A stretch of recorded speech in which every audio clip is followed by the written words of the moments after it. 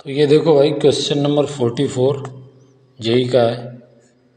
यहाँ पे एक इंक्लाइंड प्लेन दिया हुआ है ना, और दो ब्लॉक ऐसे बांधे हुए हैं और सिंपली पूछ रहा है the tension in the string, है ना, इस रस्सी में कितना टेंशन आएगा।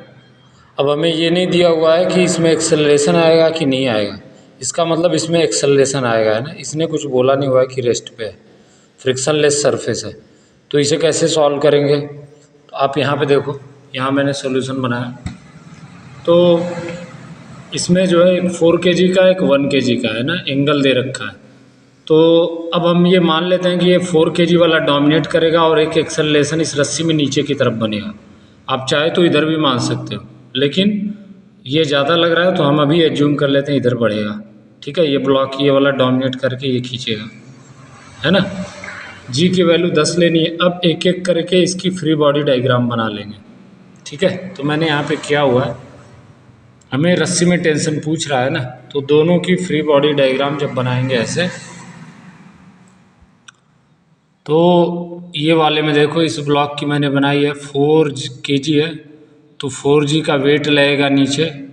अब ये कंपोनेंट लिखना आना चाहिए। ये एंगल मैंने बार बार बताया कि ये जो एंगल होता है यही ये वाला एंगल हो जाता है। इसका ज्योमेट्रिकल मैथ्स में प्रूफ आता है ना। अगर ये 60 है तो ये 60 हो जाएगा। तो अब ये 4g का ये कॉस वाला कंपोनेंट बगल वाला हो जाएगा और दूर वाला साइन होता है। तो 4g cos 60 इधर हो गया, 4g sin 60 इधर हो गया।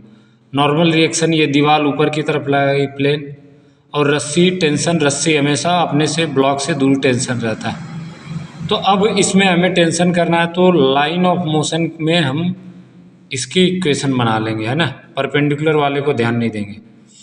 तो लाइन ऑफ मोशन में मैंने बना ली यहाँ पे, तो नीचे 4g है, तो 4g sin 60 माइनस टी, है ना। हमने माना हुआ है कि एक्सेलरेशन इसमें a आ रहा है, तो that is equal to acceleration 4a, Newton का सेकेंड लॉ।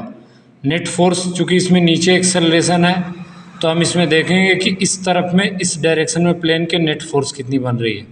ये मैंने किया है, बराबर में 4a रख दिया। ठीक है, थोड़ा सा इसको ईजी बनाएंगे।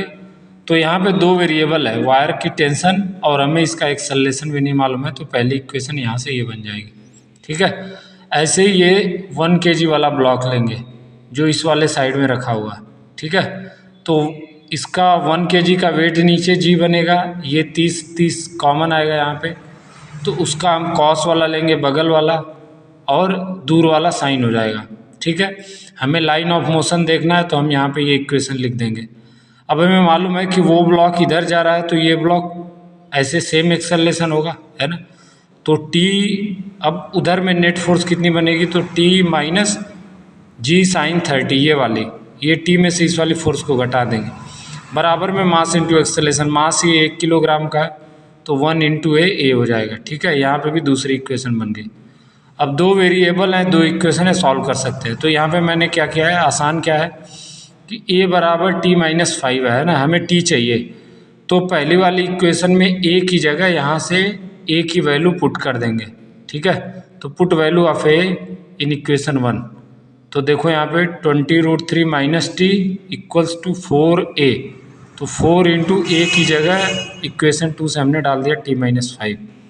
अब यहाँ पे t के लिए जब सॉल्व करेंगे तो ये फाइनली जो वैल्यू आती है t equals to 4 into √3 + 1 newton, ये इसका आंसर हो गया।